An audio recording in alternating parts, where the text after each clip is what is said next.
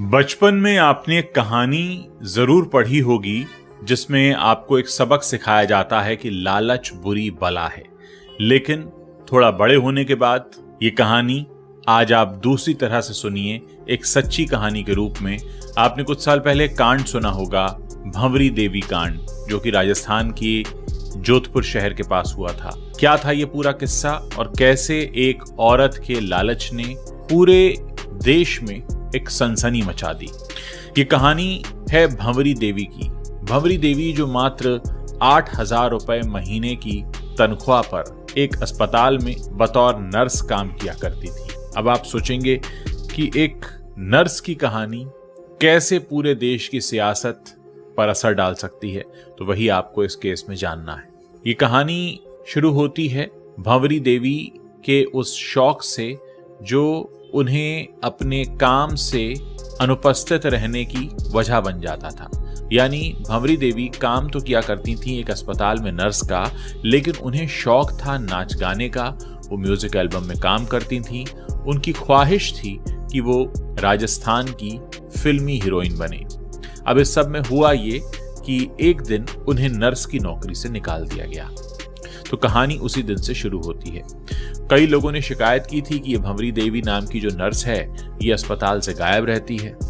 जब शिकायत कई बार होने लगी तो उस शहर के कलेक्टर ने ये डिसीजन लिया कि हम इनको नौकरी से निकाल देते हैं। नौकरी से निकाल दिया गया। जोधपुर के पास एक कस्बा है कैनन, जहां पे काम करती थी, खैर वहां के सरकारी अस्पताल। उसके बाद ये भंवरी देवी पहुंचती हैं अपने इलाके के विधायक, जो लूनी सीट से विधायक थे, मलखान सिंह के पास, और उनसे ये दरख्वास्त करती हैं कि उनके पास और कुछ कमाई का जरिया नहीं है, इसलिए अगर वो कलेक्टर साहब को कह देंगे तो उन्हें फिर से नौकरी पर रख लिया जाएगा। मलखान सिंह उन्हें लेकर पहुंचते हैं महिपाल मदेरणा के पास, जो कि प्रदेश में जल संसाधन मंत्री थे।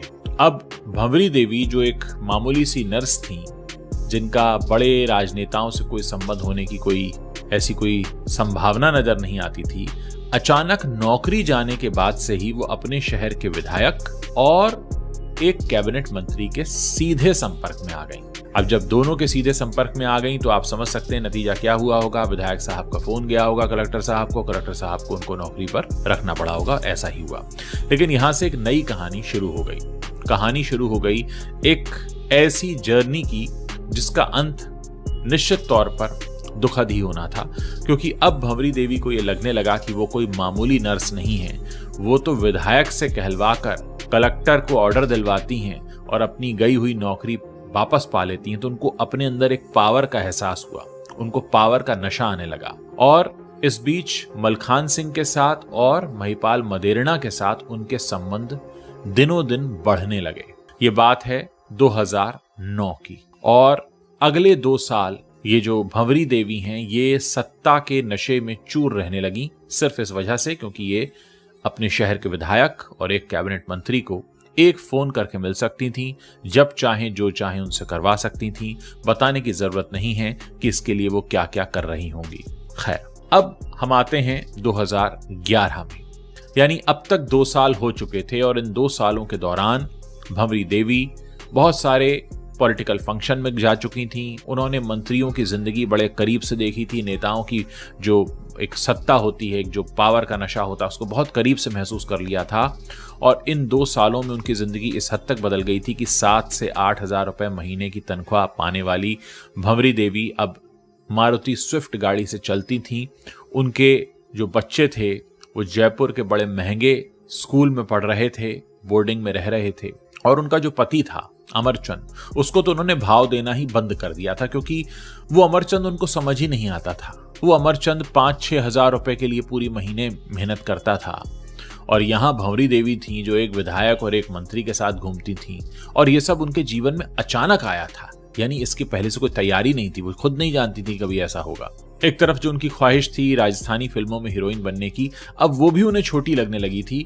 उन्होंने बड़ा सपना देख लिया था विधायक बनने का, कि वो जिस मलखान सिंह के पास जाती हैं, वो जिस पद पर है, क्यों ना मैं उस पद पर आ जाऊं। बस यही जो इच्छा थी वो उनके बुरे दिनों का कारण बनने वाली थी, उनको नहीं पता था। अब होता यह है, जुलाई का महीना आने से पहले वो 2011 में, जैसे 2011 का साल शुरू होता है, वो मलखान सिंह पर और महिपाल मदेरणा पर ये दबाव डालना शुरू करती हैं कि मुझे अब तुम चुनाव में विधायक का टिकट दिलवाओ, विधायक का चुनाव लड़ना है मुझे। ये संभव नहीं था दोनों के लिए, क्योंकि भंवरी देवी की अपनी कोई पॉलिटिकल जर्नी नहीं रही थी, उनको कोई पॉलिटिकल, न वो किसी पॉलिटिकल फैमिली से आती थी, जैसा कि हिंदुस्तान में होता है अगर आप पॉलिटिकल फैमिली से आते हैं तो बन सकते हैं, या फिर आपका कोई पॉलिटिकल अनुभव हो। एक मामूली से अस्पताल की नर्स जो किसी वजह से एक मंत्री और विधायक के करीबी हो गई, उसे चुनाव लड़ने का मौका कैसे मिल जाए, ये बात भंवरी देवी को समझ नहीं आ रही थी। उनको ये लगने लगा था कि अब तो सब कुछ हो सकता है।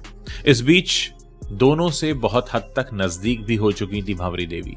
2011 का पूरा साल, आधा साल, मतलब स्टार्ट से लेकर जून जुलाई के महीने तक उन्होंने कोशिश की कि किसी तरह वो दोनों को तैयार कर लें कि ये विधायक का मुझे टिकट दिला दें। दोनों टालते रहे क्योंकि दोनों जानते थे संभव नहीं है, और वो समझाने पर समझ नहीं रही थी। जुलाई में एक दिन भंवरी देवी जयपुर पहुंचकर, जोधपुर से जयपुर पहुंचती हैं और वहां हंगामा कर देती हैं पॉलिटिकल पार्टी के दफ्तर में जाकर कि मेरे पास एक सीडी है और वो सीडी अगर बाहर आ गई तो राजस्थान की सरकार गिर जाएगी, क्योंकि जल संसाधन मंत्री मेरे साथ क्या कर रहे हैं ये देखने के बाद तो उनका इस्तीफा तय है। अब ये पूरा जो है बवाल मच जाता है और जाहिर है ये सारी बातें मीडिया तक पहुंचती हैं और हड़कंप मच जाता है। तो ये जो महिपाल मदेरणा और मलखान सिंह जो उन्हें टाल रहे थे भंवरी देवी को, वो खुद सामने से फोन करते हैं, कहते हैं तुम तुरंत मिलने आओ, तुमने क्या कर दिया।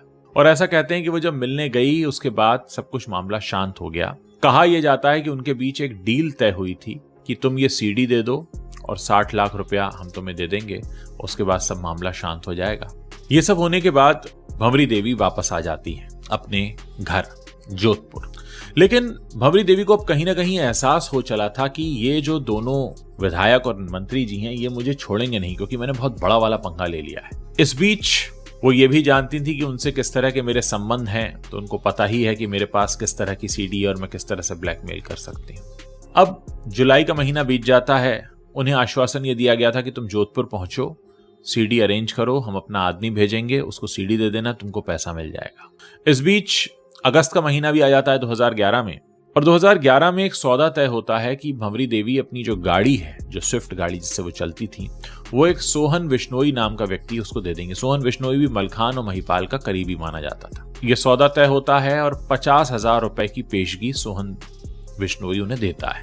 और यह तय होता है कि जो बाकी के 4 लाख हैं, 4.5 लाख में सौदा तय हुआ, 50,000 उसने पेशगी दी, कहा 4 लाख रुपए मैं आपको थोड़े दिनों में देता हूं।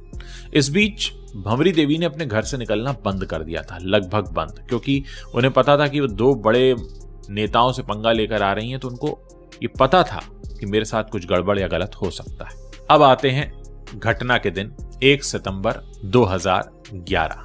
अब 1 सितंबर 2011 को क्या होता है कि भंवरी देवी को फोन आता है जिसमें कहा जाता है कि भाई सोहन विश्नोई आपको वो 4 लाख रुपया भी देंगे और वो 60 लाख रुपया भी देंगे जो सीडी वाली डील तय हुई है, आप सीडी लेकर फला फला जगह पर आ जाओ।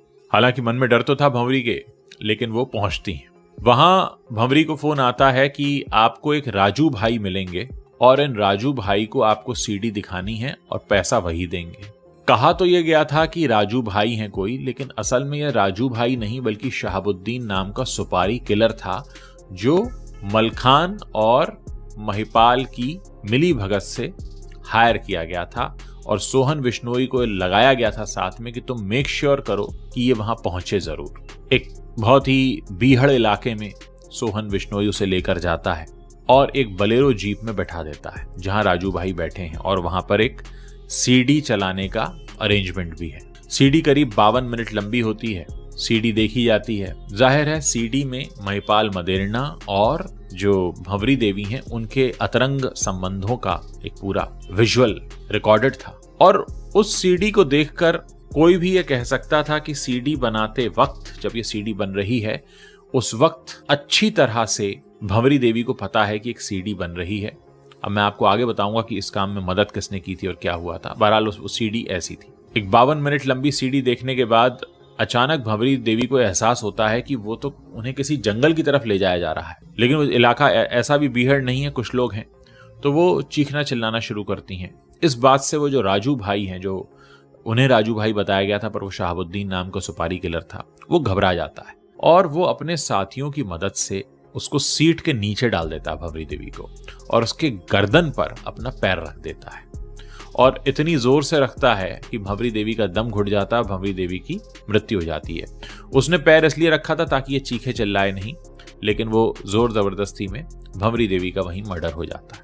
1 सितंबर 2011 को ये हो जाता है। उसके अगले 12 दिनों तक राजस्थान के किसी भी पुलिस स्टेशन में उनकी गुमशुदगी की कोई रिपोर्ट नहीं आती है। ऐसा क्यों हुआ था ये भी मैं आपको आगे बताऊंगा। लेकिन 2011 के उस सितंबर महीने की 13 तारीख को अमरचंद, जो भंवरी देवी का पति है, वो पहुंचता है एक पुलिस स्टेशन में और वो बाकायदा रिपोर्ट लिखाता है कि मेरी बीवी लापता है, और उसमें महिपाल मदेरणा का वो नाम लिखाता है कि कैबिनेट मिनिस्टर महिपाल मदेरणा से उसकी बहस हुई थी और उनका हाथ हो सकता है। अब ये जो पूरा मामला है कि 12 दिन तक क्यों नहीं आता है अमरचंद पुलिस के पास, तो उसके लिए वो कहता है कि वो तो अक्सर शूटिंग के लिए बाहर जाती थी, मुझे लगा शूटिंग के लिए गई होगी, 2-4 दिन में आ जाती थी, कई बार ऐसा हुआ है, लेकिन इतने दिनों तक फोन भी ना लगे ऐसा पहली बार हुआ, इसलिए मैं पुलिस के पास आया। अब जैसे ही ये रिपोर्ट रजिस्टर होती है तो थोड़ा सा हड़कंप मचना शुरू होता है, क्योंकि मिनिस्टर के खिलाफ कंप्लेंट है।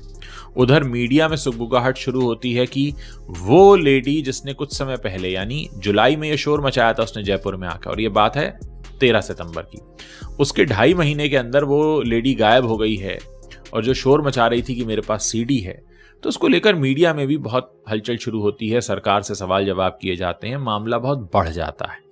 मामला इस हद तक बढ़ जाता है, बात यहां आ जाती है कि पुलिस इसमें सही से कार्रवाई नहीं करेगी, क्योंकि इसमें स्टेट मिनिस्टर इन्वॉल्व है, और जैसा कि अमरचंद का कहना है।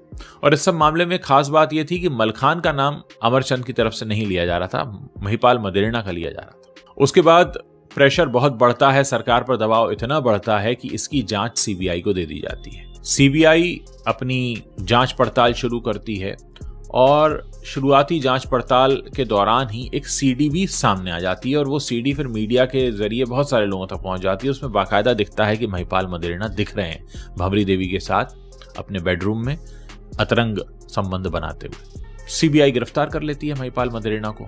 उसके बाद एक एक करके इसमें आरोपी सामने आते जाते हैं। तो आप देखिए कि भंवरी देवी जो एक साथ मलखान और महिपाल दोनों पर दबाव बना रही थी, असल में इसी भंवरी देवी का पति अमरचंद भी इसके खिलाफ था, और अमरचंद को पैसे दिए गए थे इस बात के कि जब 1 सितंबर को ये जाएगी तो इसके साथ मत आना पैसे लेने के लिए। वरना आप लोग सोच रहे होंगे 1 सितंबर को जब वो निकली अपने पति के साथ भी निकल सकती थी, सोहन बिश्नोई के साथ क्यों निकली? उस दिन पति को गायब कर दिया गया था, और पति को गायब करने के लिए पैसे दिए गए थे, और उससे कहा गया था कि हम इसको खत्म करने वाले हैं, सारा पैसा तुम्हें मिल जाएगा। और अमरचंद चाहता भी यही था, क्योंकि वो भंवरी देवी से छुटकारा पाना चाहता था, क्योंकि भंवरी देवी ने उसे भाव देने बंद कर दिए थे। तो एक पहलू ये निकल कर आया।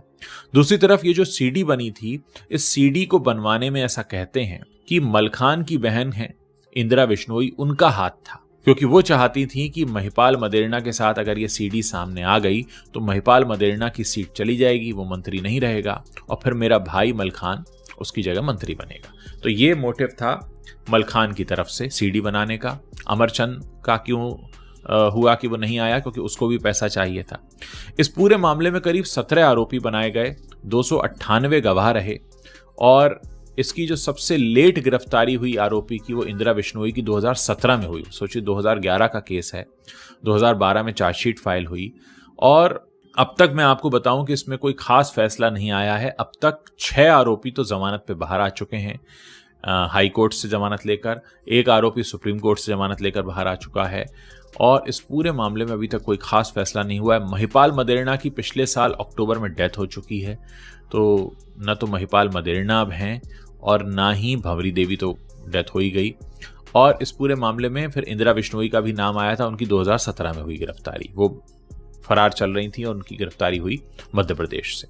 तो कुल मिलाकर मामला यह है कि एक ऐसी महिला जिसे सत्ता का नशा हो गया, जो एक मामूली सी नौकरी करती थी, नौकरी जाने पर वो मंत्रियों के संपर्क में आई, और उसके बाद जो कहानियां और निकल कर आई वो भी मैं आपको बता दूं कि ऐसा कहा जाता है कि मलखान सिंह भंवरी देवी की सबसे छोटी बेटी का पिता भी है। तो भंवरी ये दबाव डाल रही थी मलखान पर कि तुम पब्लिक के सामने स्वीकार करो कि तुम मेरी छोटी बेटी के पिता हो, उसकी शादी में तुम सहयोग दोगे और सारा काम तुम करोगे, तुम उसके पिता की तरह अपनी ड्यूटी निभाओगे। इधर महिपाल मदेरणा के साथ तो सीडी आ ही चुकी थी, तो महिपाल मदेरणा पर प्रभाव ये बनाया जा रहा था कि भाई तुम्हारी मंत्री पद चला जाएगा, नहीं तो मुझे तुम विधायकी की टिकट ऑफर करो। लेकिन शायद भंवरी देवी इस सब में ये भूल गई थी कि वो किसी नेता के साथ संबंध तो बना रही हैं, अपनी सीमाएं लांघ तो रही हैं, लेकिन उनकी भी अपनी सीमाएं हैं, क्योंकि कोई भी मंत्री हो, नेता हो, उसको भी किसी टिकट देने के लिए कोई एक आधार चाहिए होता है। भंवरी देवी को किस आधार पर टिकट मिल सकता था? न कोई पॉलिटिकल अनुभव था, न कोई सोशल इमेज थी, साथ ही उन्होंने अपनी मर्यादाएं अपनी मर्जी से लांघी थी और अपनी मर्जी से इस तरीके के जाल को बुना था, इस तरीके के जाल को फैलाया था कि जिससे वो रातों रात उनके दिन बदल जाएं। हालांकि एक हद तक बदले भी, लेकिन वो जो 60 लाख रुपए का लालच था, वो 60 लाख रुपए तो नहीं मिले, बल्कि 60 लाख रुपए लेने गई भंवरी। उसी दिन गला दबाकर उनकी हत्या कर दी गई। बाद में उनकी हत्या के करीब 4 महीने बाद पुलिस को वहां से हड्डियां बरामद हुई, जिनकी जांच के लिए उन्हें FBI की मदद भी ली गई थी। और उसके बाद ये पूरा स्थापित हुआ था मामला, क्योंकि आपको मालूम है हत्या का मामला हो तो लाश का मिलना या लाश का सबूत मिलना बहुत ज़रूरी होता है। तो कुल मिलाकर ये मामला है भंवरी देवी का। अभी तक कोई खास फैसला आया नहीं है। 7 आरोपी मैंने बताया आपको बाहर आ चुके हैं और अभी तक ऐसा और कुछ भी डेवलपमेंट नहीं है इस केस में जो मैं आपको बता सकूं। लेकिन ये है एक इंसान के लालच की कहानी कि कैसे एक इंसान का लालच उसे ले डूबता है। कोशिश करेंगे आगे भी ऐसी सच्ची कहानियां आपके लिए लेकर आते रहें। कोई खास कहानी अगर आप मुझसे सुनना चाहते हो तो आप बता सकते हैं। मैं पूरी कोशिश करूंगा कि आप तक कहानी को बिल्कुल सच्चे स्वरूप में पहुंचाया जाए।